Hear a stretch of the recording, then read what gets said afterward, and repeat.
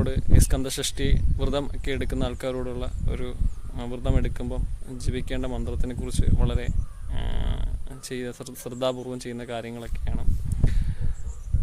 വ്രതം എടുക്കുമ്പോൾ നമ്മൾ വിളക്കൊക്കെ കത്തിച്ചിട്ട് പ്രാർത്ഥിക്കുന്നത്, സന്ധ്യയ്ക്കും രാവിലെയൊക്കെ പ്രാർത്ഥിക്കുന്നത് വളരെ നല്ലതാണ്.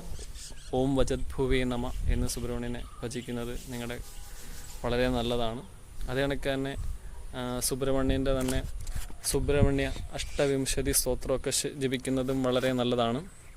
യോഗീശ്വരായ മഹാസേനായ കാർത്തികേയ അഗ്നിനന്ദനായ സ്കന്ദകുമാരായ സേനാനുസ്വാമി ശങ്കര സംഭായ ഗംഗ്രേധാമർചൂടായ ബ്രഹ്മാചാരി ശ്രീദുജായ താരാകാരി രുമോദരി ക്രൗജി ഷടാനനായ ശബ്ദബ്രഹ്മസമുദ്ദച്ച സാരസ്വേഗ്രഹ സനത്കുമാര ഭഗവാൻ ഭോഗമോക്ഷഫലപ്രദ ശംഭൂ ജന്മഗണാദിശോ പൂർവജോ മുക്തിമാർഗ സർവാംഗോമപ്രദ വാചിതാർത്ഥപ്രദായകം. ഈ മന്ത്രമൊക്കെ വളരെ നല്ലതാക്കുന്നത് ഏറ്റവും നല്ലതാണ്. 28 നാമങ്ങളോട് കൂടി ഈ അഷ്ടവിംശതി സ്തോത്രം ജപിക്കുന്നത്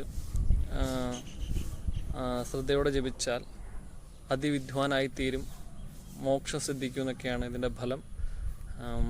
കഴിയുന്നതും ജപിക്കുക. ഇതിന് എല്ലാവരും ഈ ചാനലൊന്ന് സബ്സ്ക്രൈബ് ചെയ്യുക.